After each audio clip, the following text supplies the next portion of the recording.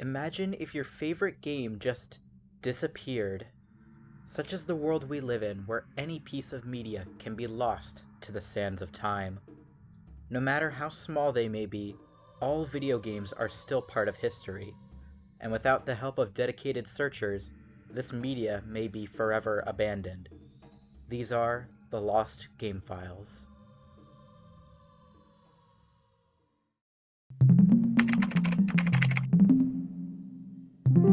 I'm sure Super Mario 64 needs no introduction. Whether you love it today or think it aged poorly, you need to give it massive props for pushing the game industry forth into the third dimension. But you may be asking, if it was so popular, then why wasn't there a sequel? Turns out there was one in development. Super Mario 64 2 was a planned sequel for the Nintendo 64 disk drive, or 64DD, a peripheral that would read magnetic discs rather than cartridges. According to an interview with director Shigeru Miyamoto, we're in the middle of preparing Mario 64 2 for release on the 64DD. I'd like to take advantage of the 64DD's ability to store information. As of now, Luigi is also a full part of the game, but we haven't started thinking about two-player gameplay with Mario and Luigi yet. We'll tackle that once we've got the system ironed out. We've figured out the processing power issues, so we could do it if we tried. How many Luigi fans do you suppose there are? If Luigi's really that popular, maybe I'll make a green box for Mario 64 too. This game would eventually be cancelled due to the massive commercial failure of the 64DD. However, it's alleged that some elements from Mario 64 2, namely multiplayer with Luigi and a rideable Yoshi, were reused in future Mario titles, such as Sunshine, 64DS, and the Galaxy titles. No prototype of the game was ever made publicly available. The only mention of a prototype was during a Nintendo Power interview in November 1999.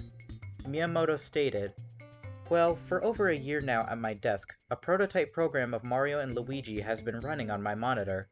We've been thinking about the game, and it may be something that could work on a completely new game system." In June of 2014, footage of a supposed Super Mario 64 Disc Edition surfaced onto the internet. However, this ultimately wound up being a mere enhanced port of the original Mario 64 for the 64DD. A few differences spotted in this copy include a simpler title screen, slightly better textures, longer load times, and different music in Peach's castle.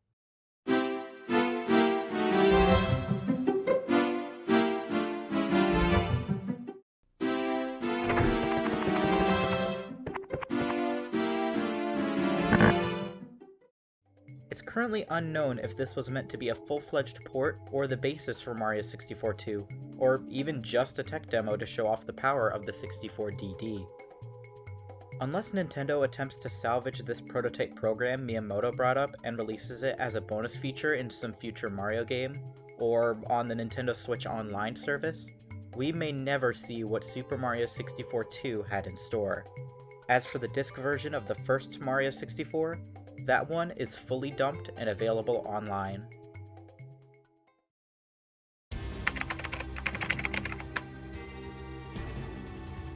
In 2007, a new Justice League film titled Justice League Mortal was scripted and pitched to Warner Bros. This film would have starred DJ Cotrona as Superman, Armie Hammer as Batman, Megan Gale as Wonder Woman, Adam Brody as The Flash, Common as the Green Lantern, and Santiago Cabrera as Aquaman. According to the portfolio of artist Jonathan Gwynn, a video game tie-in was being developed by Double Helix, the same team behind the Green Lantern tie-in game. After the movie was sadly cancelled, development on the game actually continued for some time, albeit as a general Justice League game. Although quite a bit has been known about the movie ever since the script leaked onto the internet, barely anything is known about this game. All that exists are a few screenshots and some brief prototype footage. To this day, no prototypes or demos have been found or released to the public. This comment on the Lost Media Wiki suggests that it has been found on some websites. However, I think it's a troll since they never gave any specific sources and Google doesn't reveal anything of note. Apologies for this entry being so short, there's just not much to talk about here. In time, we may see some more footage for this game, or even a full prototype. But for now, the game version of Justice League Mortal remains lost.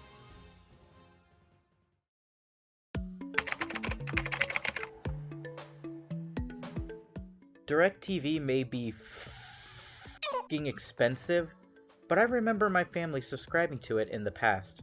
So many channels to browse. I remember watching a bunch of shows on Nick at Night or Boomerang in the early mornings before school. However, there was another very special channel that piqued my interest. The Game Lounge was a joint venture between DirecTV and GSN. First launched in 2007, this service allowed users to play a variety of games on their DirecTV devices. You simply had to tune to channel 110 and enjoy. Each game had a timed trial version available for DirecTV subscribers. Full versions were available either via a pay-by-day payment of $2 or a monthly pass of $6 per month. DirecTV also occasionally hosted free weekends, typically around holidays like Christmas or Labor Day, allowing any DirecTV owner to play an unlimited amount of games. This service hosted a variety of simple games that rotated throughout the week. These included basic board games like backgammon or mahjong, card games like Uno and Skip-Bo, popular computer games like Bookworm or Slingo, and even a few licensed kids games based on Nickelodeon and Cartoon Network properties.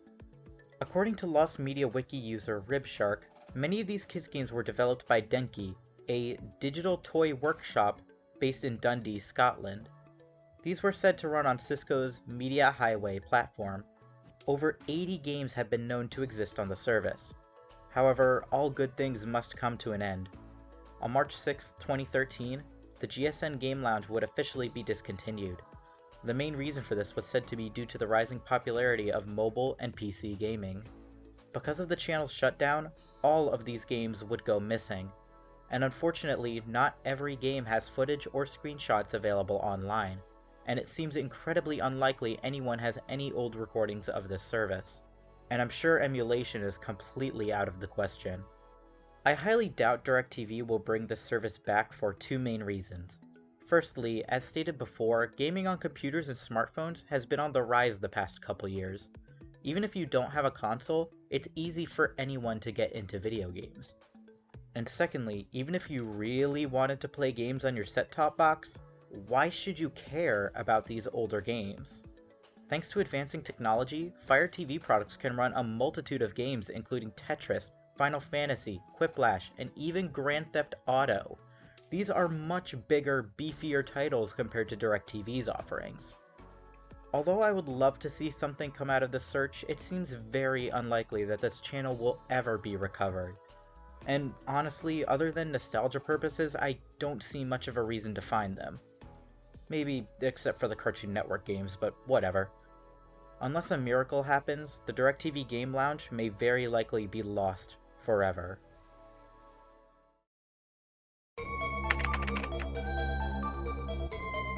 Many people know Star Fox 64 to be the first of many sequels to the original Star Fox. However, there was meant to be a proper sequel on the Super NES. Star Fox 2 was co-developed by Argonaut Software, the same team behind the original Star Fox, and pushed to the limits of the Super FX chip, a graphics chip that would boost 2D visual effects and render 3D polygonal visuals. This title was set to have more of an emphasis on free roaming rather than linear level progression, 6 playable characters, and the introduction of the rival team Star Wolf. The game has been covered substantially by magazines and made an appearance at the Consumer Electronics Show in 1995. Although Nintendo's offerings at this event were seen as lackluster, Star Fox 2 was an exception. Many people loved this display and flocked to have a play of it. However, Star Fox 2 surprisingly made no appearance at the first E3 in May of that same year. During this event, Nintendo mainly focused on showing off their 3D technology with the Ultra 64, later renamed to just Nintendo 64, and the Virtual Boy. Ooh. Many people speculated this game was either delayed or even cancelled and reworked to be featured on the Ultra 64 instead. However, an interview was conducted with Argonaut employee Dylan Cuthbert, who claimed the game was just about done. So why scrap something so close to completion? For a while, the closest versions of the game in public possession came in the form of very early builds still in development. The first of these came from a now-defunct ROM website called Cherry ROMs. It's assumed this alpha build was leaked from one of Argonaut's hard drives, causing it to be taken down in 1999. It supposedly was very impressive from a technical standpoint, including 3D polygon rendering and a split-screen multiplayer mode. However, it was still plagued with bugs such as screen flickering and freezing. The second ROM of the game was a beta build closer to the final product, found on a very basic-looking German website. How this build came to reach the public is unknown, with many hypotheses being tossed around. Some suggest it came from a production cartridge, it was compiled from source code, or even that it came from an already compiled binary dump that a developer had provided. Whatever the cause may be, the ROM was made readily available online and could be played on any emulator that supported the Super FX chip. This version of the game was the closest to the final product that people could get. That is, until 2017. On September 29, 2017, Nintendo released the SNES Classic Edition. Much like the NES Classic Edition before it, this was a miniature plug-and-play system that contained a variety of Super Nintendo games built in. The website details the following caption. The Super NES Classic Edition system looks and feels just like the original 90s home console, except it's super small. Play 20 classic Super NES games plus the never-before-released Star Fox 2 game! After beating the first level, Corneria, in the original Star Fox 2 would be unlocked in the game selection menu. And this was not the beta build that was so popular on the internet. This was the real deal, the finished game in all its glory, finally released officially after so long. The game would be re-released on December 12, 2019 for the Nintendo Switch Online service. This game's story is truly amazing. We go from an early appearance at an electronics show to a supposed alpha build, to a mysterious beta build from some German website, to decades later when Nintendo themselves officially released the game. Whether you love or hate the game itself, I adore it purely for the legacy behind it. Thanks to Nintendo, the complete version of Star Fox 2 is officially found.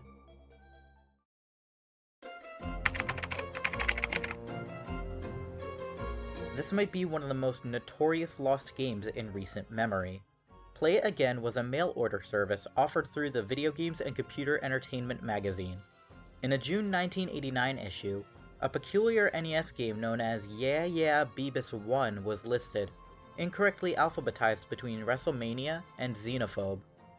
This game would reappear in future ads and listings for the service throughout the year.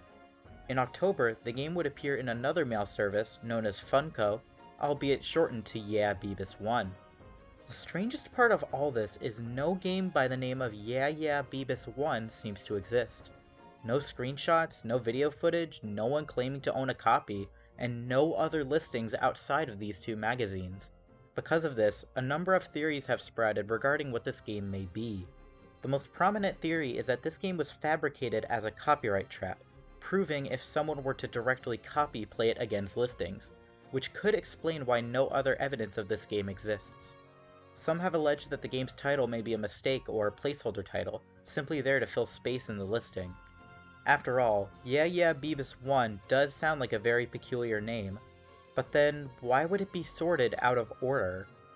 Others have suggested it may be an inside joke between two parties, one being Play It Again.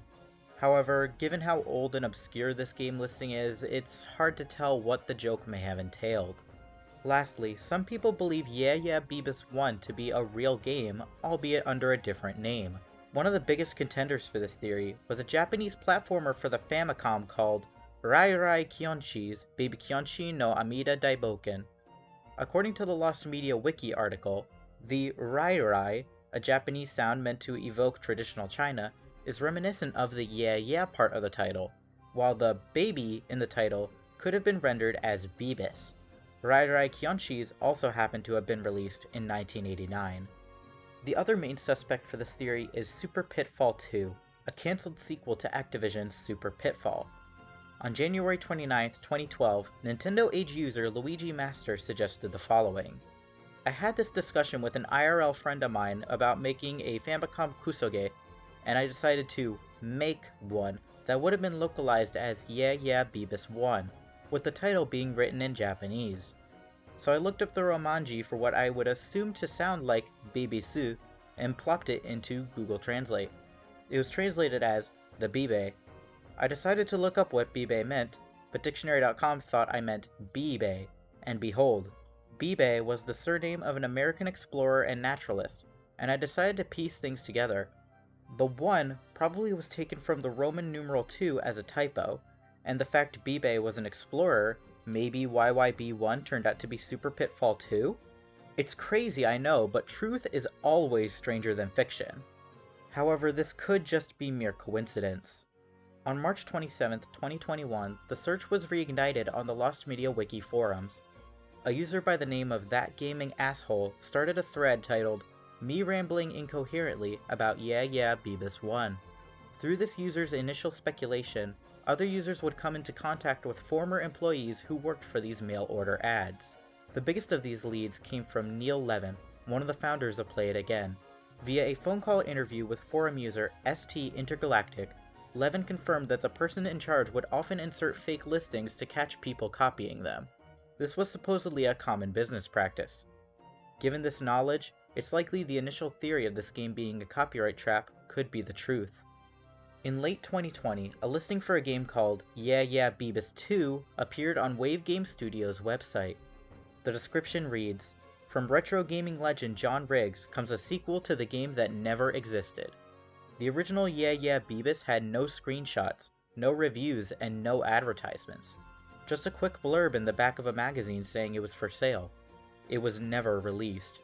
As Kyunshi Hui and Jiangxi Bo, it is your quest to banish evil in all 10 levels before facing a mutated mass of pure evil, the boss to end all bosses. Hui prefers zapping foes, whilst Bo absorbs their life force, featuring graphics by Megacat Studios and music from Chips and Cellos."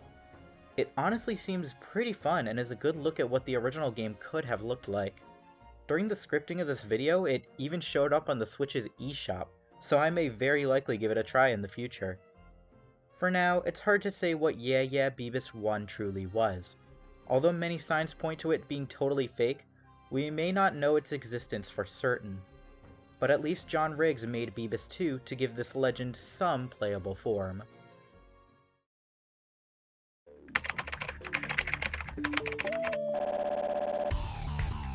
I remember first hearing about this and being super excited for it. This title was first announced in March 2014 when Little Orbit announced they would be publishing 2 Cartoon Network games, an Adventure Time title, later revealed to be Finn and Jake Investigations, and a crossover title. In October, proper details for the game would be revealed, including the name Cartoon Network Backlot Party. The game was developed by Game Machine Studios for the Wii and 3DS. The premise follows popular Cartoon Network characters having a party after a long week of acting.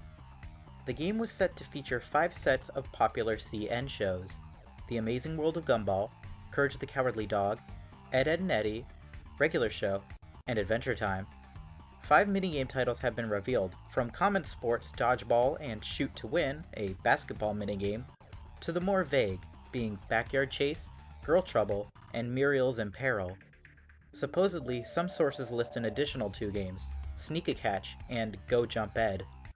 24 characters would have been playable from various series. Alongside the 5 aforementioned series, characters from The Grim Adventures of Billy and Mandy, The Powerpuff Girls, Cow and Chicken, and Dexter's Laboratory would have appeared. And the Wii version was set to have 4-player multiplayer. Although the game was slated for fall 2014 or sometime in 2015, nothing has come of it. The lack of any new information from Little Orbit or any unofficial sources implies the game was quietly cancelled. As of now, nothing exists on the internet for this game. No footage or screenshots exist at all, only the game's logo. Because of this, a playable build may not even exist, or if it does exist, it will be very unfinished and hard to find. Although I would love to see this game in action, it may unfortunately never resurface.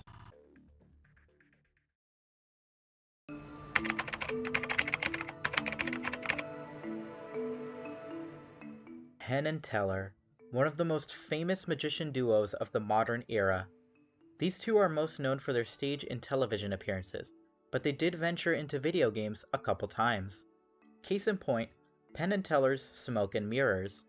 This was a cancelled game for the Sega CD, with future plans to release versions for the PC and 3DO. Although the game was finished, the publishers Absolute Entertainment went out of business before the game would be released. Because no other company was interested in publishing the title, the game had to be cancelled. Smoke and Mirrors was set up to be a magic and prank minigame collection to fool your friends. The game is most notorious for Desert Bus, a minigame that required you to drive from Tucson, Arizona to Las Vegas, Nevada, in real time, at a maximum of 45 miles per hour, without the ability to pause. However, this wasn't all the game had to offer. The other minigames included were What's Your Sign, an astrology prediction game, Mofo the Psychic Gorilla, a gorilla that claims to predict what card you've pulled, Buzz Bombers, a 2-player shooting game, and Sun Scorcher, a Space Invaders type game that supposedly runs on thermographics. All of these games revolve around trickery, from the owner entering in a secret code to make the magic work, or getting game cheats their friend doesn't have. The only proper, fair game in the collection is the titular Smoke and Mirrors, an adventure platformer in which Penn and Teller set out to expose fictional magicians Stinkbomb and Rot as frauds. Because the game was never officially released, only review copies were known to exist. Thankfully, in 2005, one of these journalists sent his copy to Frank Cifaldi, an editor for the video game archival site Lost Levels. Cifaldi would go on to share detailed information about the game, along with a ROM so anyone could play it. As of right now, copies and footage of Smoke and Mirrors can be readily found online. Many people have even held yearly charity streams playing through Desert Bus. If you want to fool your friends, it's easy to come across reproduction discs for purchase or ROMs to download and emulate. I'm happy to say that Penn & Teller's Smoke and Mirrors is found.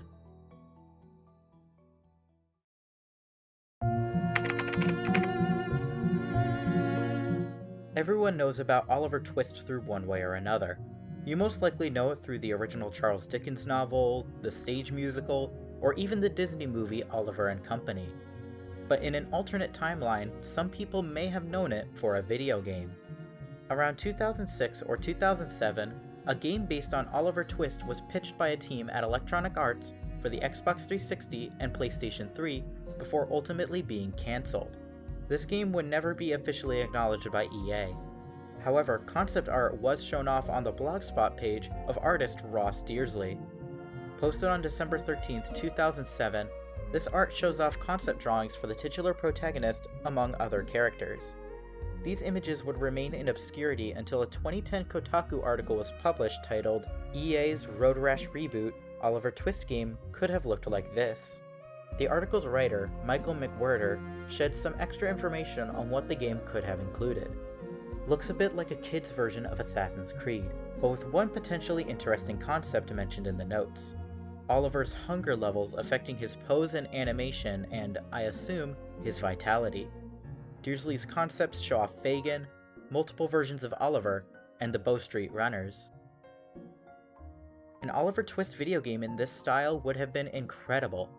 However, it's clear from the lack of information available that the game never got anywhere past the drawing board.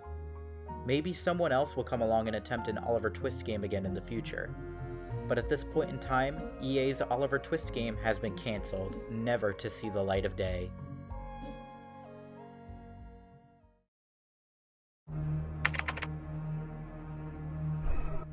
Before teaming up with Hideo Kojima for the now infamous PT, Guillermo del Toro had plans for his own video game series.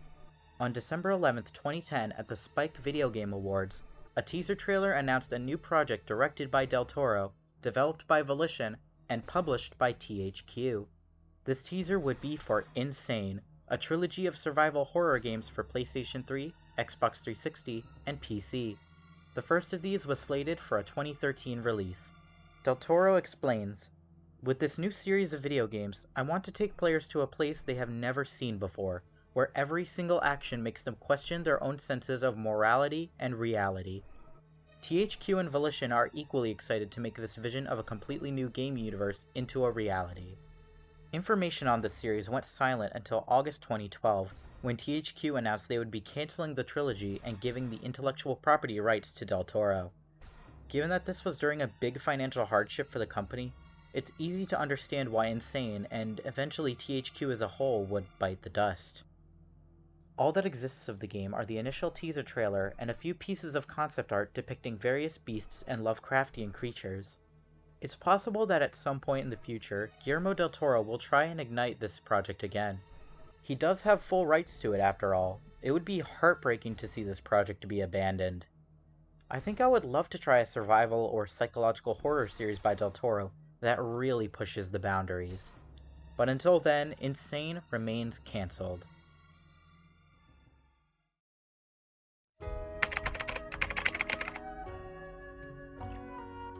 This cancelled 3DS title was to be developed by Keiji Inafune, the creator of Mega Man, and was one of his first projects after leaving Capcom. Kaio King of Pirates would have been a multimedia franchise retelling the story of the Romance of the Three Kingdoms, a 14th century dramatization of events during the Han Dynasty and the Three Kingdoms era of China.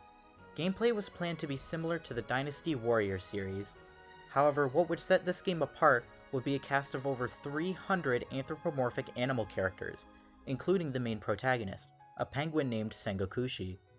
The game was announced in 2011, not long after the 3DS was first released. Although an English release was never officially confirmed, it can be assumed one was in the works based on the presence of English subtitles in the reveal trailer. Although Kaio was planned for release in 2012, the game would be delayed to 2014 and eventually cancelled in March 2015. According to the publishers Marvelous, they had lost around 461 million yen, or $3.8 million during the course of the game's development. There was only ever one trailer for the game, so it seems unlikely any other footage or playable builds exist in the wild. Either they're kept under lock and key by Inafune, or have been completely wiped never to be seen again.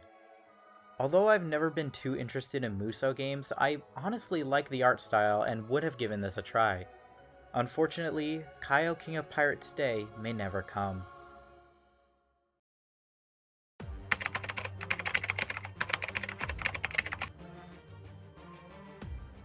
Man, so much squandered potential for this game. The idea of a PlayStation Smash Bros. Is a really exciting one, but of course the game we got was just mediocre. Originally presented under the name Title Fight, PlayStation All-Stars Battle Royale was a 2012 multiplayer fighting game for the PS3 and PS Vita, developed by Superbot Entertainment, a company who are best known for this game, so you know that must be good. Although plenty of beloved characters were included like Kratos, Parappa, Nathan Drake, and Spike, it's obvious a bunch of all-star picks were missing. However, the release of Kat and Emmett Graves as DLC held promise that we could see some more faces join the fray. In January of 2013, Sony announced that they would be severing ties with Superbot and that all future DLC would be handled by their Santa Monica studio, the guys behind the God of War series. They would go on to release Zeus and Isaac Clarke in March, and things were looking up. Keyword being were. In August that same year, Santa Monica announced they would be discontinuing all future DLC characters and stages for the game due to mixed reviews and low sales of previous DLC. Despite this, concept art and screenshots surfaced online showing off Dart, the protagonist of The Legend of Dragoon, being a playable character, and a stage based on Gravity Rush and Journey. Sources claim that Abe from Oddworld was also set to be a newcomer. This resulted in a wave of #ReleaseDart and #ReleaseAbe campaigns from PlayStation fans, but it would all be for naught. If you want to learn more about the cast of characters, I very much recommend Yuri of Wynn's Gaming Mysteries video on the game. He brings up a bunch of characters that could have been, like Ryu Hayabusa, Buzz, and Kulsh. He also argues why certain characters and appearances were used, mostly for money and promotion. It's honestly sad to see so many popular characters get shafted, and even more sad to see popular iterations of characters get ditched in favor of advertisements. Instead of classic white-haired Dante, you can have this new Dante from our Devil May Cry reboot. Everyone's favorite! It's very unlikely we'll see any footage of Dart, Abe, or the new stage in action. Despite Dart having a full render of him done, any playable builds of him may be kept deep in Santa Monica's archives. Unless Sony decides to make a sequel or remaster of PlayStation All-Stars Battle Royale, chances of these big inclusions resurfacing are slim at best. Hell, with Nintendo's Super Smash Bros. Ultimate including many PlayStation All-Stars like Solid Snake, Cloud Strife, Joker, and Kazuya Mishima, Sony probably won't even try and make a sequel.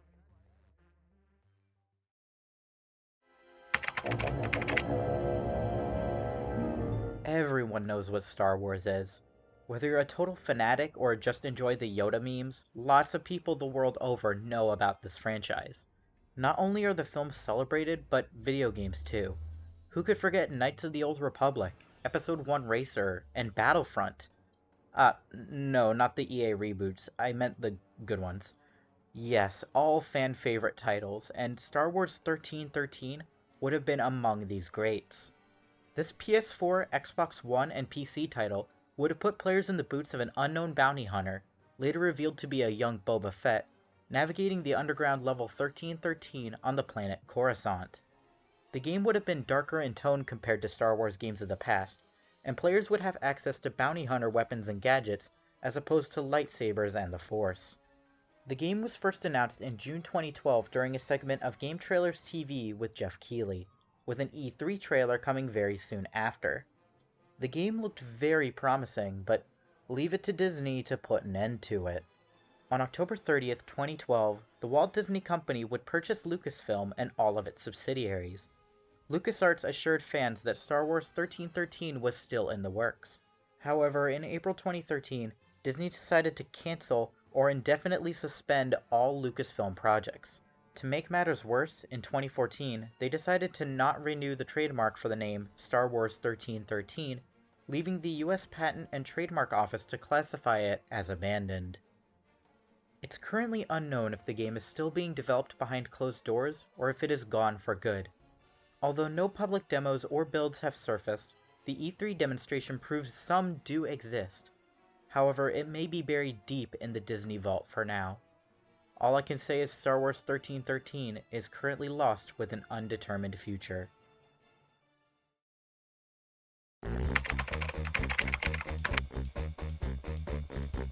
The raunchy, comedic N64 action platformer Conker's Bad Fur Day is a cult classic in many players' eyes. During development, however, the game looked much, much different. Say hello to 12 Tales Conker 64.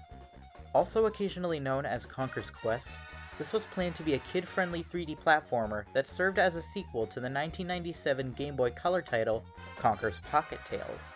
However, the development team Rare received criticism for making yet another kid-friendly platformer like Donkey Kong Country or Banjo-Kazooie. Due to the backlash, Rare pulled the game from its release window and announced they would be reworking it into a more mature title. Although many considered it to be a joke, the game would ultimately be released as Conker's Bad Fur Day, complete with a big M for Mature rating on the front. Although Bad Fur Day didn't do well financially due to it releasing close to the end of the Nintendo 64's lifespan, many fans still covet this unexpectedly hilarious Rare title. Quite a few details are known about this 12 Tales beta. The game would have included Barry as a second playable character, and featured a 4-player multiplayer mode. Not everything from the beta was scrapped, however. The song from this Gladiator area would be reused in Jet Force Gemini, a third-person sci-fi shooter also developed by Rare. Although plenty of videos exist documenting various aspects of the build, no ROMs have ever been made publicly available. Still, I think it's very likely it will find its way into the public eye in some way. A leak, a bonus feature in a future Conker game, whatever. But as of the writing of this video, 12 Tales Conker 64 remains lost.